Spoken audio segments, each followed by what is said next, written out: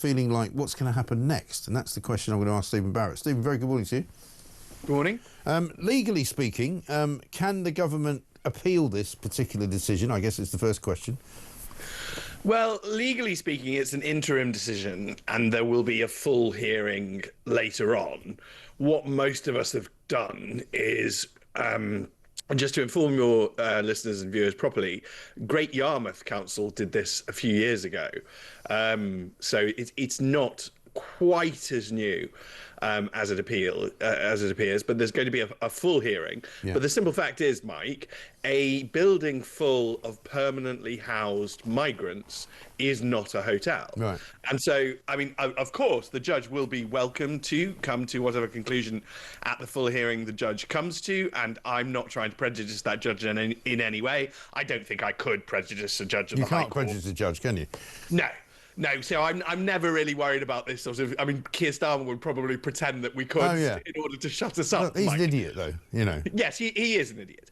But there is no way that we could seriously prejudice a judge of the High Court. These people, these men and women are tough as they come. Yeah. They are tough as nails. I hope everybody remembers Mr. Justice Goose, who dealt with Axel Rudiker in a very firm way. Yeah. And, you know, our judges are very impressive human beings. So, no, there's no way we're going to prejudice them. Right.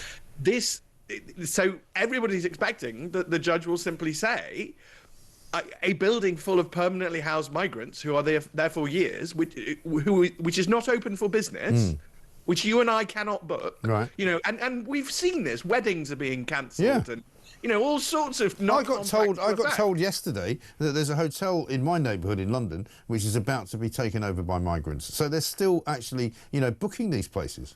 Yes, and it was always a sort of ridiculous knee-jerk, and it's blown up in their face because they've allowed a bloated legal planning regime to exist. I mean, never forget that, Mike. I mean, they may well be kicking themselves, but they spent years building up a bloated legal system, and this is the net result, is that you can't actually do anything. Yeah. As long as people notice and they take action. I mean, you've highlighted that many councils have already said, we're going to do this too. There will be bad councils that won't take any action, right. And I'm going to set up a fund so that people who live in those areas can take action themselves. Well, funny you say that, because I mentioned this to Jeremy Kyle yesterday. I was on his show late yesterday afternoon, because I said I'm sure there will be a way for individuals who are interested parties, shall we say, whether they be local neighbours or just, you know, interested parties in that particular neck of the woods, who will be able to bring a case against the Home Office. Yes, and I think that's something that I want to empower. Yeah. Because I want people to stop feeling powerless. Good for you. This was always an obviously stupid thing to do. Yes. It was hidden under that great contrick of our age. The minute that they can describe anything as racism, we all shut up, get scared, and scuttle away. Yeah. Well, no, it's not racism. No. It's wanting to feel safe. Yes. Which, by the way, Mike, is a universal human need, and it doesn't matter what race they say you are. You will want to feel safe if you are a human being. Right. That's what we all do. Exactly. All humans want our children to feel safe. We want to feel safe ourselves, and men in particular do want to protect women and girls. These things are not rocket science. They're not magic. That's what we do as a species. Yes. And then on to my next point then, which is the one that people are raising with me this morning. What happens if the government tries to then move these people out of the hotels, which they said they were going to do anyway, into, you know, what we are loosely calling HMOs, houses of multiple occupancy?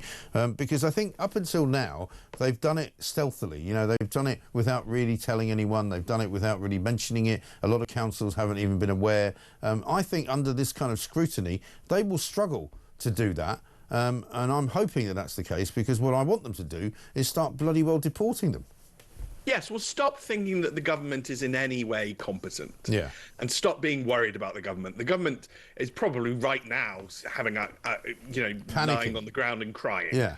Because how on earth do you move? You know, a hotel houses what, 400 people. How on earth do you have that many HMOs nearby to put them in? Yeah. And then once people realise that Epping is not a one-off, once people realise that this is replicable, this is going to be every migrant hotel. Yes. The government suddenly, I mean, Keir Starmer, I'm afraid, Mike.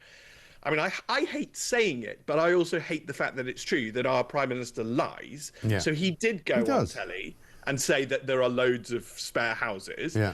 There aren't.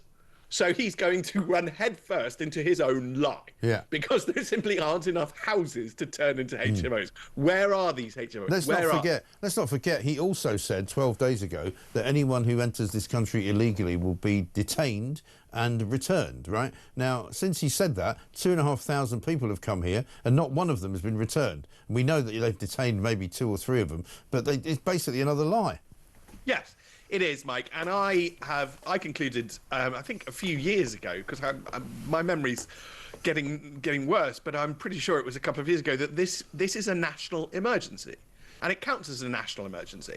And if you sit there in your house, if your kitchen is on fire, and you simply move to the sitting room and ignore the fire, you ignore the national emergency, it doesn't get better on its own. And I really think that this has got now completely out of control, and the government is going to have to realise it's going to have to do something big. Yes. And Something Labour, well, they're going to need to deport these people because we don't have enough resources. And again, just to be absolutely clear to our government as it goes through this sort of crisis that it's going through now, that's not racism. Okay, we are multi-ethnic now. We are a beautiful and amazing multi-ethnic country.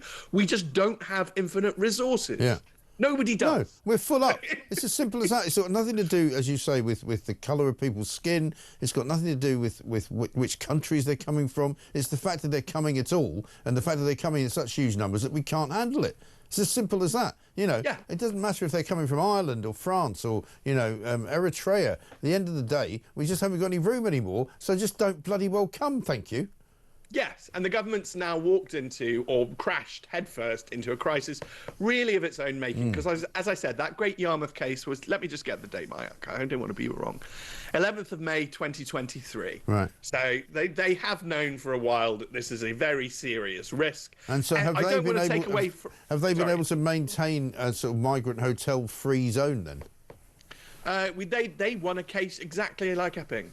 And I don't want to take away from Epping's win. I think Epping District, I think it's Epping Forest District Council, and they'll forgive me if I've got that wrong. And it's definitely Holly Whitbread. I don't want to take away from their achievements. They are outstanding local councillors who have achieved for their area, and I think that's rather telling too, Mike, because I do have a bit of an obsession with the Lord of the Rings, and I bet that Keir Starmer, in all his finery, and with David Lammy spending all that money on private jets, they think of themselves as absolute gods and kings. And look at that, a little district council that they probably sneer about. If we're perfectly honest, Mike, we meet these people, they almost certainly sneer about a little district council and the type of people who stand as district councillors who love their local area. They have beaten them. Yes. They have. The Hobbits have beaten Sauron yet again. As have the people.